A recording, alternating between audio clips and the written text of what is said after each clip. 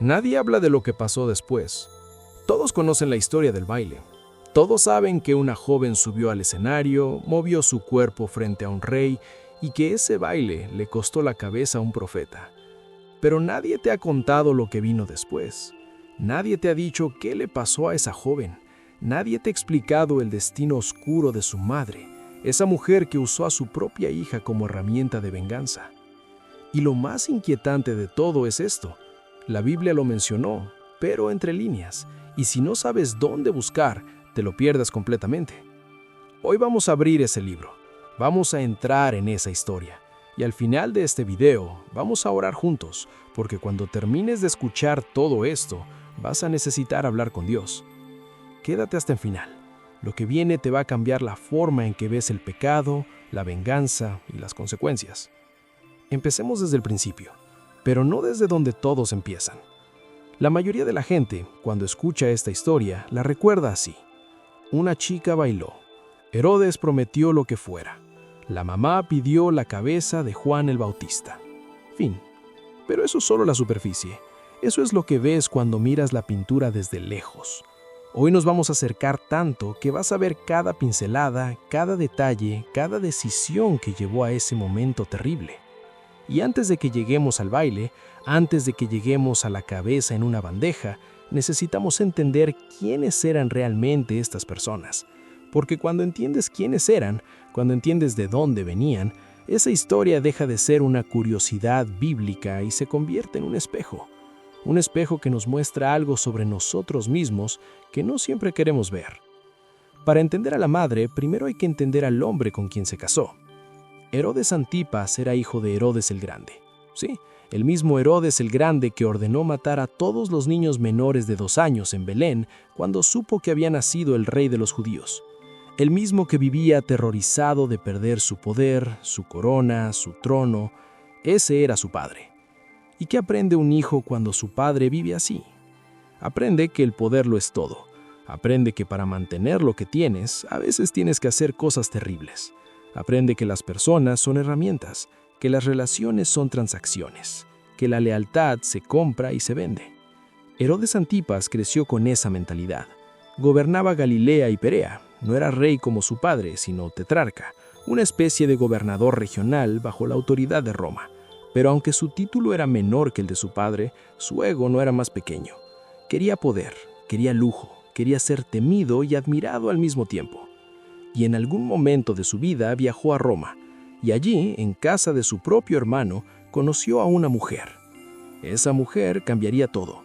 Su nombre era Herodías, y si hay un personaje en esta historia que merece que le dediquemos tiempo, que merece que lo entendamos bien, ese personaje es ella. Herodías era nieta de Herodes el Grande.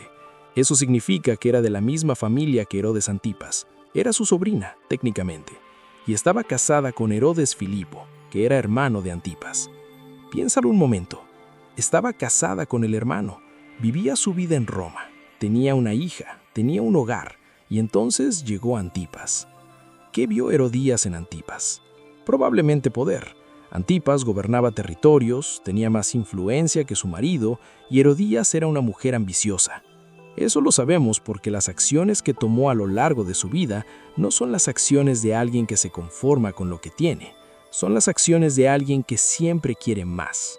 Entonces, Herodías tomó una decisión. Dejó a su marido, tomó a su hija y se fue con Antipas. Ese fue el primer pecado, no el último, solo el primero. Y aquí está algo que necesitas entender. Cuando alguien construye su vida sobre una base de pecado, todo lo que construye encima también está torcido.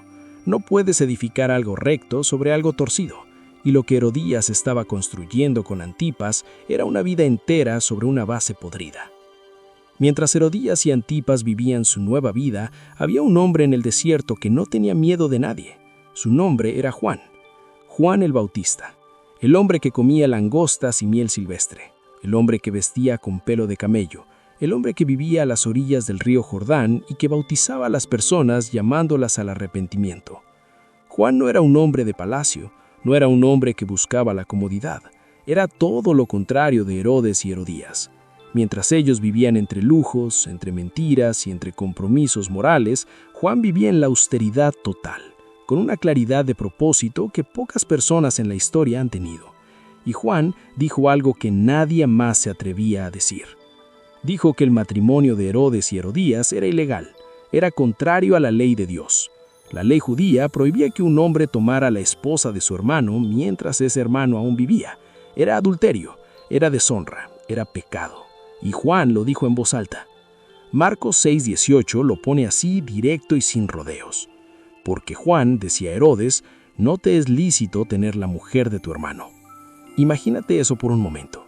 Imagínate pararte frente al hombre más poderoso de tu región y decirle en su cara que lo que está haciendo está mal. ¿Cuántos de nosotros haríamos eso?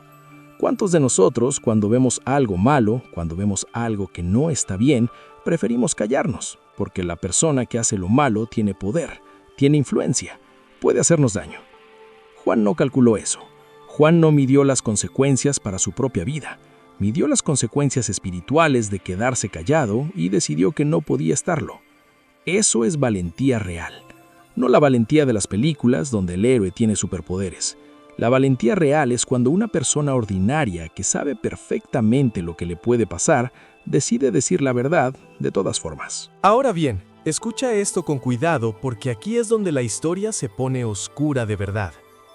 Cuando Herodías escuchó lo que Juan estaba diciendo, no sintió vergüenza, no sintió culpa. No hubo un momento de reflexión donde pensó, tal vez este hombre tiene razón, tal vez lo que hice estuvo mal. No, lo que sintió fue odio. Marcos 6:19 dice, pero Herodías le acechaba y deseaba matarle y no podía. La palabra que usa ahí, acechaba, en el griego original tiene un sentido de guardar rencor, de alimentar un resentimiento activo, de esperar el momento correcto para atacar. No era un enojo pasajero, era un odio sostenido, un odio que Herodías cultivó dentro de sí misma, que regó con el tiempo, que mantuvo vivo. ¿Por qué no lo podía matar de inmediato? Porque Herodes tenía miedo de Juan. Y aquí está una de las cosas más interesantes de toda esta historia. Herodes Antipas, el hombre que tenía el poder de vida o muerte sobre las personas de su territorio, le tenía miedo a Juan el Bautista. Marcos nos dice algo fascinante. Dice que Herodes sabía que Juan era un hombre justo y santo. Dice que cuando lo escuchaba hablar, aunque no entendía todo, aunque muchas cosas lo perturbaban, lo escuchaba con gusto. Había algo en las palabras de Juan que le llegaba a Herodes en un lugar que no podía explicar. Pero también dice que Herodías no lo podía matar porque Herodes lo protegía. Así que Juan estaba preso. Herodes lo mandó a encarcelar para protegerlo de su propia esposa. ¡Qué ironía tan terrible! El hombre que dice la verdad termina en la cárcel no como castigo, sino como protección. Y aún así, estaba preso. Aquí hay algo que quiero que pienses por un momento, porque esto no es solo una historia del pasado. Esto pasa hoy. ¿Cuántas veces has visto a alguien que dice la verdad y termina pagando un precio por eso? ¿Cuántas veces has visto cómo el mensajero termina siendo el castigado, mientras el que hace el mal sigue adelante con su vida sin consecuencias inmediatas? Eso puede hacer que uno se pregunte, ¿dónde está la justicia? ¿Dónde está Dios en todo esto? Espera, porque la historia no termina donde la mayoría piensa que termina. Pasó el tiempo. Juan seguía en la cárcel. Herodías seguía esperando su momento. Y entonces llegó el día, el cumpleaños de Herodes Antipas. En esa época, los cumpleaños de los gobernantes eran eventos enormes.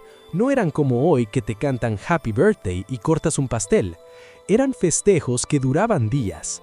Había comida, había vino, había entretenimiento, había danzas, había todo tipo de placeres.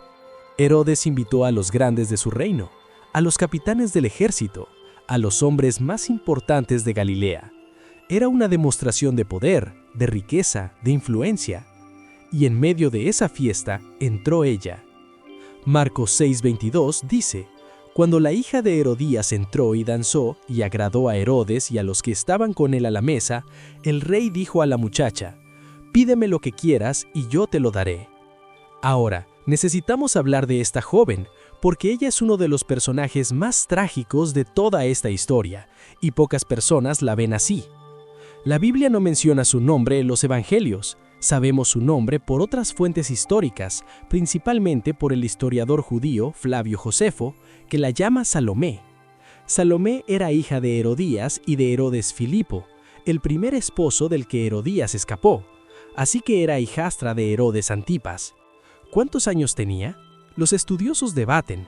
Algunos textos hablan de que era una muchacha o una joven, y hay indicios de que podría haber tenido entre 12 y 14 años, aunque otras interpretaciones sugieren que podría haber sido mayor, quizás entre 14 y 16 años.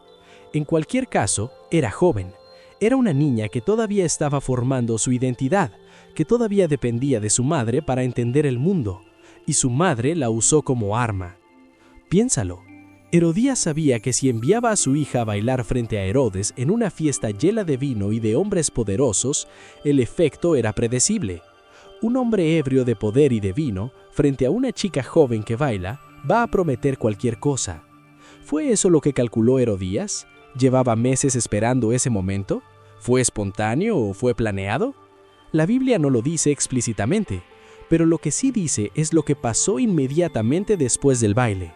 Cuando Herodes hizo su promesa, cuando dijo, «Pídeme lo que quieras, hasta la mitad de mi reino». Salomé no dudó en privado, no tomó una decisión por su cuenta, fue corriendo a su madre. Marcos 6:24 dice, «Saliendo ella, dijo a su madre, ¿qué pediré?» Y ella dijo, «La cabeza de Juan el Bautista». Ese momento es clave. Salomé, frente a una promesa ilimitada, no supo qué pedir, fue a su madre. Eso nos dice que esta joven era dependiente, era moldeable, era el instrumento perfecto para los planes de alguien más, y su madre, sin dudar, sin vacilar, le respondió con lo que llevaba guardando en el corazón todo ese tiempo: la cabeza de Juan. Salomé volvió corriendo a donde estaba el rey y le dijo, «Quiero que ahora mismo me des en un plato la cabeza de Juan el Bautista». Ahora, escucha esta parte de Marcos 6:26, porque es uno de los versículos más reveladores de toda la historia. Y el rey se entristeció mucho, pero a causa del juramento y de los que estaban con él a la mesa, no quiso desecharla. Herodes se entristeció. Herodes no quería matar a Juan. Había algo dentro de él que sabía que esto estaba mal. El mismo hombre que lo había encercalado para protegerlo de su esposa, ahora tenía que mandarlo matar porque no podía quedar mal frente a sus invitados. ¿Ves lo que pasó aquí? La opinión de la gente pudo más que la voz de su propia conciencia. El miedo a la vergüenza pública fue más fuerte que el miedo a hacer lo incorrecto. Ese es uno de los venenos más poderosos que existen. El qué dirán, la presión social, el miedo a quedar mal frente a los demás. Ese miedo ha llevado a personas a tomar decisiones terribles a lo largo de toda la historia. Herodes mandó al verdugo. Juan estaba en la cárcel, probablemente rezando, probablemente pensando en el Mesías que había anunciado, y de repente, sin juicio, sin proceso, sin ninguna razón legal, el verdugo entró y le cortó la cabeza. La pusieron en una bandeja, y la bandeja fue llevada a la muchacha, y la muchacha se le entregó a su madre. Fin de Juan el Bautista. Fin de la historia, según todos. Pero no, porque la historia real, la parte que nadie cuenta, empieza exactamente aquí. Cuando dices que la Biblia ocultó algo, en realidad lo que está pasando es que la Biblia cuenta la historia de la manera más honesta posible, pero no siempre explica cada consecuencia. Deja que la vida misma lo haga. La Biblia no te dice en un versículo, y entonces Herodías fue castigada así. No funciona así. La Biblia te da las piezas, y cuando las juntas, la imagen que aparece es aterradora. Porque lo que le pasó a Herodías y a Herodes después no fue inventado por teólogos ni por predicadores. Está documentado, está en la historia, está en el mismo escritor que nos dio el nombre de Salomé, Flavio Josefo. Y lo que le pasó a esa familia es una de las lecciones más contundentes sobre las consecuencias del pecado que puedes encontrar fuera de la Biblia misma. Después de la muerte de Juan el Bautista, Herodes Antipas continuó su vida, continuó gobernando, continuó con Herodías, pero hay algo que empezó a consumirlo por dentro. Lucas 9, del 7 al 9, nos cuenta que cuando Herodes escuchó hablar de Jesús, de sus milagros, de sus enseñanzas, quedó perturbado, porque algunos decían que Juan había resucitado, y Herodes, que había mandado a matar a Juan, no podía sacudirse esa idea. Juan yo no mandé a decapitar, Pero ¿quién es este de quien oigo tales cosas? Lo perturbaba, lo seguía. Después, Herodes quiso ver a Jesús. Lo vio frente a frente durante el proceso antes de la crucifixión, cuando Pilato lo mandó a Herodes porque Jesús era de Galilea. Lucas 23 nos cuenta que Herodes estaba emocionado de verlo, quería que hiciera algún milagro, pero Jesús no le dijo una sola palabra, ni una sola palabra. El silencio de Jesús frente a Herodes es uno de los momentos más poderosos de los evangelios. El hombre que había matado al profeta de Dios, el hombre que vivía en pecado, el hombre que usó su poder para servir a su ego y a los deseos de su esposa, recibió el silencio del Hijo de Dios. No hubo milagro, no hubo enseñanza, no hubo conversación, solo silencio. Y después Herodes lo devolvió a Pilato, y la historia siguió. Pero la historia de Herodes no terminó ahí. Aquí viene la parte que nadie cuenta en las iglesias, la parte histórica que complementa perfectamente lo que la Biblia narra. Flavio Josefo, en su obra Antigüedades Judías, nos da detalles sobre lo que le pasó a esta familia después. Herodías tenía un hermano. Su nombre era Herodes Agripa, y Agripa recibió el título de rey por parte del emperador romano Calígula. Rey, no tetrarca, rey. Eso destruyó a Herodías por dentro. Su propio hermano, al que consideraba inferior, al que había visto con desdén, ahora tenía un título más alto que su esposo. Era rey y su esposo solo era tetrarca. Y Herodías, la misma mujer que no pudo soportar que Juan le dijera la verdad, la misma mujer que llevó años guardando odio y rencor, tomó una decisión. Le dijo a Herodes Antipas que tenían que ir a Roma, que tenían que hablar con el emperador, que tenían que pedir que a Herodes también le dieran el título de rey. Herodes no quería ir, era más cauteloso, sabía que meterse en política romana era peligroso. Pero Herodías insistió, y Herodes, el mismo hombre que había cedido ante la presión de sus invitados en su cumpleaños, cedió de nuevo ante la presión de su esposa. Fueron a Roma, y fue exactamente lo que Agripa, el hermano de Herodías, estaba esperando. Porque antes de que llegaran, Agripa ya había enviado una carta al emperador acusando a Herodes Antipas de conspirar con los enemigos de Roma. Calígula los recibió, escuchó las acusaciones de Agripa y tomó una decisión. Desterró a Herodes Antipas. No lo ejecutó, no lo encarceló, lo desterró. Lo mandó lejos del poder, lejos de su territorio, lejos de todo lo que había construido. Y lo mandaron a Lugdunum Convenerum, que es la ciudad que hoy conocemos como Saint-Bertrand-de-Comanches, en el sur de Francia. Un lugar remoto, lejos de todo. Y aquí viene el detalle más impactante de todos. Calígula le ofreció una opción. Le dijo que como era hermana de Agripa, que era su aliado, él le permitía quedarse. No tenía que irse con su esposo desterrado. Podía quedarse en Roma, podía conservar su posición, su riqueza, su influencia. ¿Sabes qué respondió Herodías? Dijo que no. Dijo que no se iba a separar de su esposo, que ella lo había seguido en los buenos tiempos y que no lo iba a abandonar en los malos. Y se fue con él al destierro.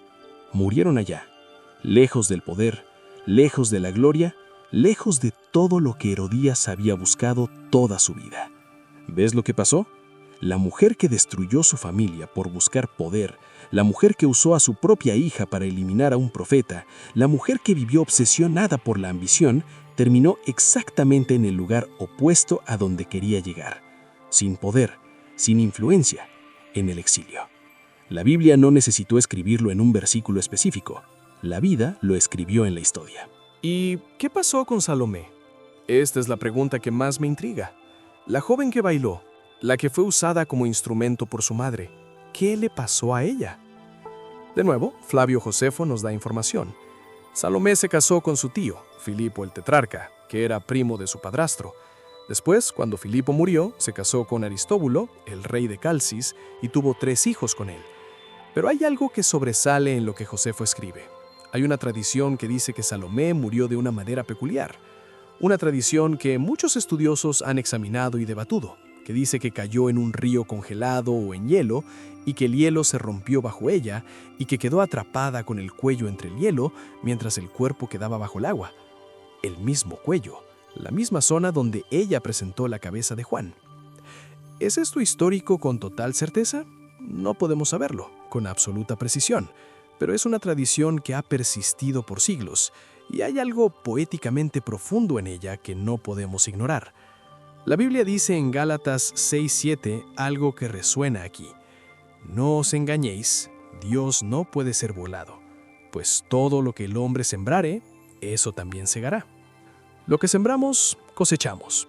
No siempre de la misma forma, no siempre inmediatamente, pero siempre. Ahora, quiero pausar aquí porque necesito que entendamos algo juntos. Esta historia no está en la Biblia solo para darnos drama histórico. No está ahí solo para que digamos, qué terrible, y sigamos con nuestra vida. Está ahí porque tiene algo que decirnos a nosotros, hoy, en este momento. Hay varias verdades que esta historia grita con fuerza. La primera es esta: el pecado siempre tiene un costo, aunque no lo veamos de inmediato. Elonías construyó su vida sobre la mentira y la ambición, y durante un tiempo parecía que le estaba funcionando. Vivía en un palacio, era la esposa del tetrarca, tenía poder. Cuando quiso eliminar a alguien que la incomodaba, lo eliminó. Pero el costo llegó. No en el momento que ella esperaba, no de la forma que ella imaginaba, pero llegó. El pecado no cobra factura inmediatamente. Eso es lo que hace que sea tan peligroso, porque cuando hacemos algo malo y no pasa nada de inmediato, nuestra mente nos dice que estamos bien, que no hay consecuencias, que Dios no está mirando o que a nosotros no nos va a pasar nada. Pero está mirando, y las consecuencias llegan. Espera, porque esto que viene ahora es algo que muy poca gente habla sobre esta historia, y creo que es lo más relevante para nosotros hoy. Salomé no era mala por naturaleza. Ningún niño nace queriendo hacer daño. Salomé fue criada en un ambiente donde la madre usaba el cuerpo y los talentos de las personas como herramientas, donde la venganza era una respuesta legítima a la ofensa, donde el poder era lo más importante. Y esa fue su educación. Cuando llegó el momento, Salomé no supo qué pedir, porque nadie le había enseñado a pensar por sí misma. Nadie le había enseñado a discernir entre lo bueno y lo malo. Su brújula moral era su madre, y la brújula de su madre apuntaba al odio. ¿Cuántos niños hoy están siendo criados con brújulas torcidas? No porque sus padres sean necesariamente malvados, sino porque los padres también están perdidos, también están heridos, también están operando desde sus propios miedos y sus propias heridas. Proverbios 22:6 dice: «Instruye al niño en su camino, y aun cuando fuere viejo, no se apartará de él». Eso funciona para lo bueno y para lo malo. Si instruyes a un niño en el camino del rencor, del orgullo, de la venganza, de la ambición descontrolada, eso también se queda. La responsabilidad de los padres es enorme, enorme, y esta historia lo ilustra de una manera que no se puede ignorar. Volvamos por un momento a Juan el Bautista, porque él es el personaje que más merece nuestra atención. Juan murió en la cárcel, murió por decir la verdad. Murió porque alguien con poder se sintió incómodo con sus palabras y decidió que era más fácil silenciarlo que cambiar. ¿Murió en vano? ¿Su vida fue un desperdicio? Absolutamente no. Jesús mismo dijo en Mateo 11:11, «De cierto os digo, entre los que nacen de mujer no se ha levantado otro mayor que Juan el Bautista, el mayor entre los nacidos de mujer». Esas son las palabras de Jesús sobre Juan. No el más poderoso, no el más famoso, sino el mayor. ¿Y cómo terminó? En una cárcel, con su cabeza en una bandeja. Eso nos tiene que decir algo sobre lo que significa ser grande a los ojos de Dios. No significa vivir sin sufrimiento, no significa que todo te salga bien, no significa que los que te hacen daño sean castigados en el acto. Significa ser fiel, significa decir la verdad aunque te cueste, significa mantener tu integridad aunque nadie te esté aplaudiendo. Juan no tenía redes sociales, no tenía seguidores en ninguna plataforma, no tenía un canal de YouTube donde la gente le pudiera dejar comentarios positivos. Tenía su voz, tenía su convicción y tenía a Dios.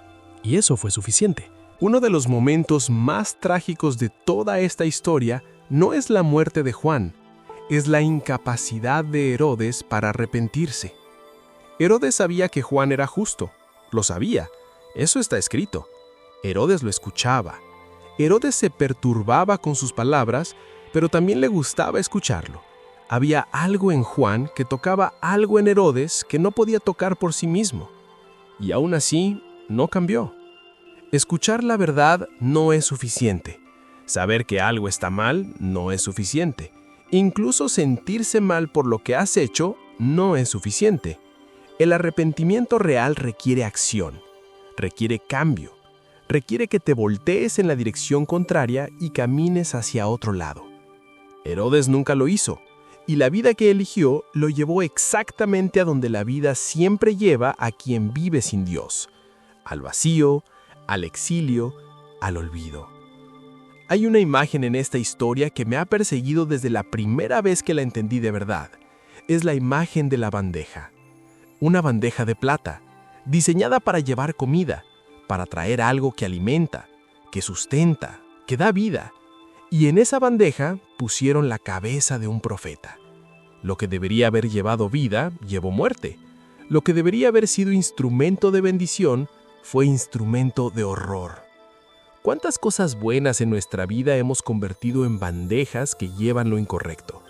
¿Cuántas veces tomamos algo que Dios diseñó para el bien, como el talento, la inteligencia, la belleza, la posición, la influencia, y lo hemos usado para propósitos que no honran a Dios? Salomé no eligió en qué poner su talento de bailar. Su talento fue tomado por su madre y usado para algo que jamás debió servir. Pero nosotros sí elegimos. Nosotros sí tenemos la opción de decidir en qué bandeja ponemos nuestras capacidades. Llegamos a una parte importante de este video. Hemos pasado por la historia, hemos visto a los personajes, hemos entendido las consecuencias.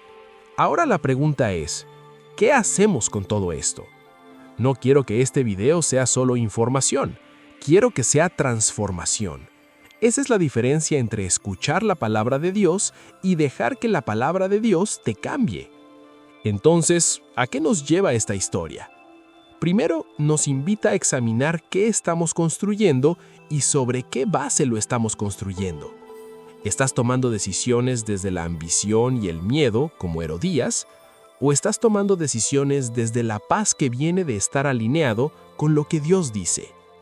La Biblia es clara en esto. Mateo 7, 26 al 27, habla del hombre que construyó su casa sobre arena. Y cuando vino la lluvia, cuando vino el río, cuando sopló el viento, la casa se cayó, y grande fue su ruina. La vida de Herodes y Herodías es exactamente eso, una casa construida sobre arena, que cuando llegó la tormenta se derrumbó por completo. Segundo, nos invita a tener el valor de decir la verdad.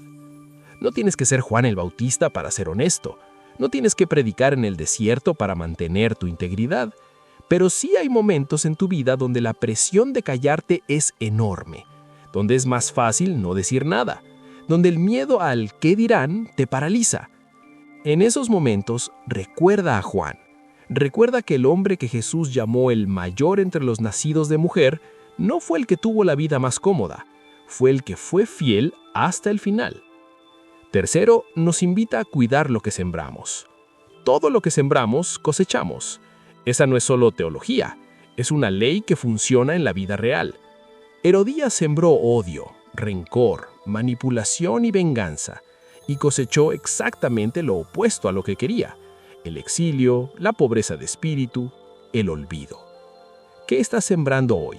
¿En tus relaciones, en tu familia, en tu trabajo, en tu corazón? Quiero detenerme aquí porque creo que este es uno de los mensajes más urgentes de toda esta historia. Herodías cargó su odio a Juan por meses, quizás años. Lo guardó, lo alimentó, lo mantuvo vivo dentro de ella, y ese rencor la consumió. No consumió a Juan.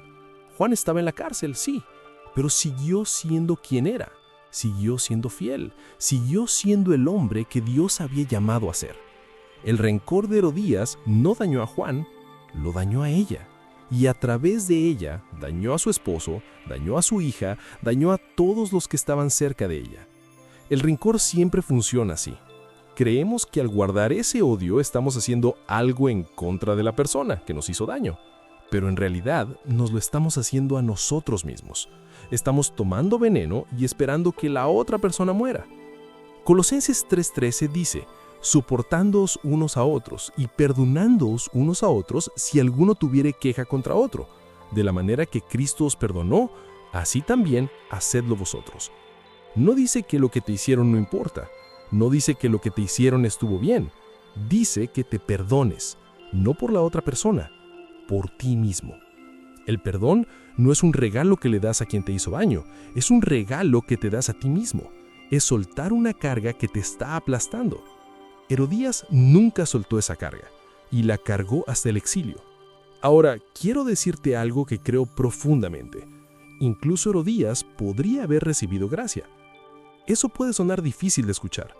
¿Alguien que hizo lo que hizo ella podría haber recibido gracia? ¿Podría Dios haberla perdonado? Sí, absolutamente sí. ¿Por qué? Porque Dios no mide la magnitud del pecado de la misma forma en que lo hacemos nosotros. Para nosotros hay pecados pequeños y pecados grandes. Para Dios lo que importa es el corazón. Lo que importa es si hay arrepentimiento real. El apóstol Pablo fue alguien que persiguió y mató a seguidores de Jesús, y Dios lo transformó en el hombre que escribió la mitad del Nuevo Testamento. El rey David cometió adulterio y mandó a matar al esposo de la mujer con quien había pecado. Y aún así, Dios lo llamó varón conforme a su corazón. No porque lo que hicieron estuviera bien, sino porque cuando cayeron se levantaron, cuando pecaron se arrepintieron, cuando estuvieron lejos volvieron. Herodías tuvo esa oportunidad también. Cuando Juan predicaba, cuando sus palabras llegaban a los oídos de todos en la región, Herodías también podría haberse detenido, podría haber escuchado, podría haber reconocido la verdad. No lo hizo, pero podría haberlo hecho. Y tú también puedes hacerlo. Hoy, en este momento. No importa qué has hecho, no importa qué tan lejos estás de donde crees que deberías estar. La gracia de Dios no tiene límites de distancia. La gracia de Dios llega hasta donde estés. Quiero decirte algo a los que están pasando por un momento difícil, a los que están siendo silenciados, a los que dijeron la verdad y les costó, a los que hicieron lo correcto y ahora están pagando un precio que parece injusto. Escucha esto con atención. Dios no olvida. Dios ve. Dios sabe. Juan el Bautista murió en una cárcel, pero su legado fue tan poderoso que 2000 años después seguimos hablando de él, seguimos aprendiendo de él, seguimos siendo desafiados por su ejemplo.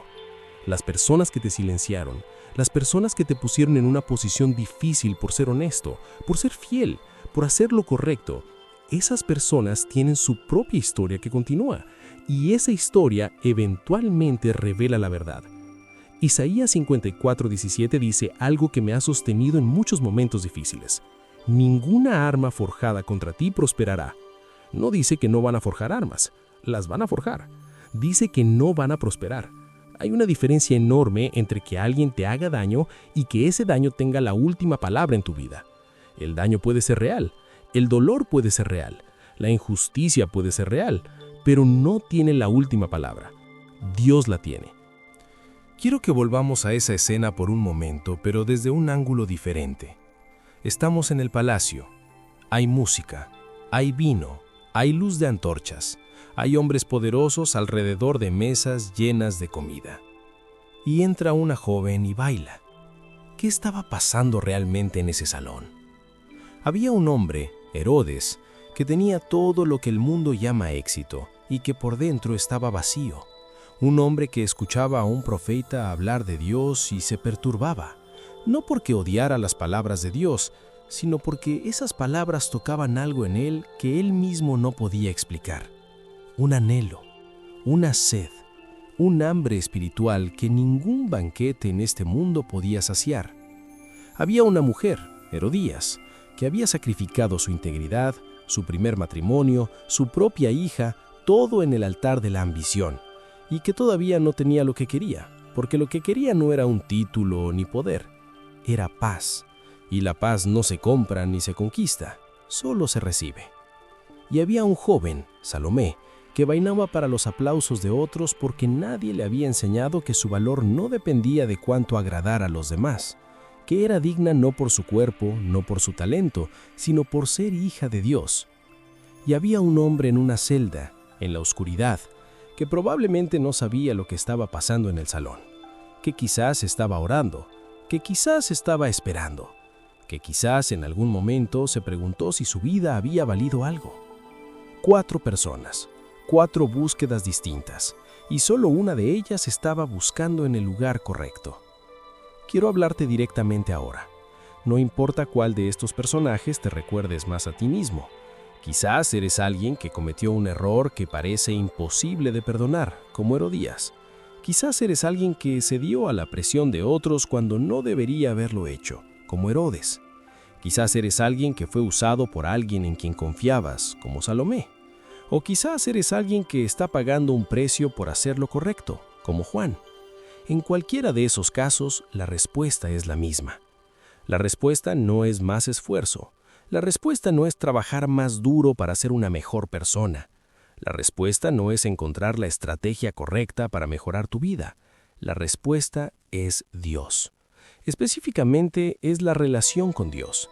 Es el reconocimiento de que no tienes que cargar solo con lo que estás cargando. Es la comprensión de que el Dios que vio a Juan en la cárcel y que lo consideró el mayor entre los nacidos de mujer, también te ve a ti en donde estás hoy.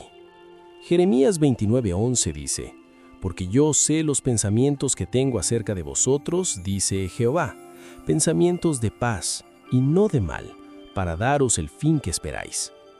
Pensamientos de paz, no de mal, para darte el fin que esperas. No el fin que Herodías esperaba, que era más poder. No el fin que Herodes esperaba, que era más comodidad, sino el fin que Dios diseñó para ti antes de que nacieras. Antes de que lleguemos a la oración, quiero hacerte una pregunta. ¿Qué hace que una historia de hace 2000 años sea relevante hoy? No es la fecha, no es la cultura, no es el idioma. Es que el corazón humano no ha cambiado. Seguimos tomando decisiones por miedo a lo que otros van a pensar. Seguimos guardando rencores que nos hacen más daño a nosotros que a los que nos hicieron algo. Seguimos usando a las personas como herramientas para conseguir lo que queremos. Seguimos silenciando las voces que nos dicen algo que no queremos escuchar. Y seguimos buscando en los banquetes equivocados algo que solo Dios puede dar. Herodías buscó poder y encontró exilio. Herodes buscó comodidad y encontró culpa que no lo dejaba dormir. Salomé buscó la aprobación de su madre y encontró que ninguna aprobación humana llena el vacío. Juan buscó solo a Dios, y aunque su historia terminó en una cárcel, terminó de pie, con su integridad intacta, con su propósito cumplido, con las palabras de Jesús resonando a través de los siglos. ¿Cuál de estas búsquedas se parece más a la tuya? Hay algo que quiero que te lleves de esta historia. Una cosa. No es un principio teológico complicado. No es un punto de doctrina difícil de entender. Es algo simple. La verdad siempre triunfa. No siempre en el momento que queremos. No siempre de la manera que esperamos. A veces la verdad termina en una cárcel antes de triunfar. A veces la verdad termina en una cruz antes de resucitar. Pero siempre triunfa. Juan el Bautista murió, pero su mensaje no murió. El Mesías que él anunció vino, vivió, murió, resucitó. Y ese mensaje sigue llegando a corazones como el tuyo y como el mío 2000 años después. Las mentiras de Herodías la llevaron al exilio. La corrupción de Herodes lo llevó a la vergüenza. La manipulación, el rencor, la ambición descontrolada, todo fue expuesto eventualmente. No porque la vida sea perfectamente justa, sino porque Dios es el Dios de la verdad, y la verdad, en sus manos, siempre tiene la última palabra. Así que si hoy estás en un momento donde parece que la mentira está ganando, donde parece que los que hacen el mal prosperan y los que hacen el bien sufren, recuerda esta historia. El final de Herodías no fue el final de Juan. El destino de Herodes no fue el destino de Juan. Los que confían en Dios tienen un final diferente. Ahora vamos a orar, y quiero que ores conmigo de verdad. No como un ritual, no como una formalidad, sino como lo que es, una conversación con el Dios que te ve, que te conoce, que te ama y que tiene propósitos para tu vida que van más allá de lo que tú mismo puedes imaginar. Si puedes, pon una mano en tu corazón. Y si no puedes hacerlo, está bien, pero trae tu corazón a este momento. Señor Dios, te venimos a buscar hoy, no con pretensiones, no con máscaras, tal como somos. Señor, hemos visto en esta historia lo que pasa cuando una persona construye su vida lejos de ti. Hemos visto el camino del rencor, de la ambición, del orgullo.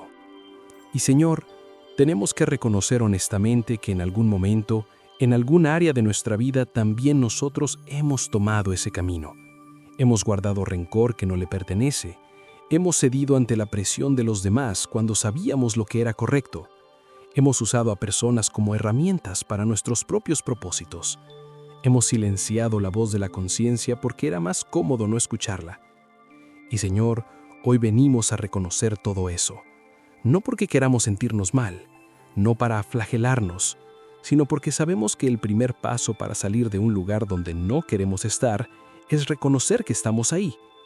Señor, en este momento te pedimos perdón por cada decisión tomada desde el miedo en lugar de la fe, por cada relación donde pusimos el control antes que el amor, por cada vez que la comodidad fue más importante que la verdad. Y Señor, también oramos por los que hoy están siendo injustamente tratados, por los que están en su propio tipo de cárcel, por los que dijeron la verdad y pagaron un precio por eso, por los que hicieron lo correcto y ahora están preguntando ¿dónde estás tú en todo esto? Señor, diles hoy lo que le dijiste a Juan a través del mensaje que Juan mismo le envió a preguntar. Diles que los ciegos ven, que los cojos andan, que los muertos resucitan, y que bienaventurado es aquel que no haya tropiezo en ti. Señor, para los que se parecen a Herodías, para los que llevan años cargando un rencor que los está destruyendo por dentro, para los que construyeron sus vidas sobre decisiones equivocadas y hoy están viendo las consecuencias de eso. Señor, que sepan que tu gracia es más grande que su historia, que tu misericordia alcanza más lejos que su pecado, que nunca es tarde para volver a ti. Para los que se parecen a Herodes, para los que saben que algo está mal, que escuchan tu voz pero no terminan de actuar, que viven en esa zona incómoda donde ya no están del todo cómodos con su vida, pero tampoco se han decidido a cambiar. Señor, que este sea el día, que la incomodidad que sienten sea la última, que ese perturbarse sea la semilla que finalmente germina en una decisión real, en un arrepentimiento genuino, en un cambio verdadero.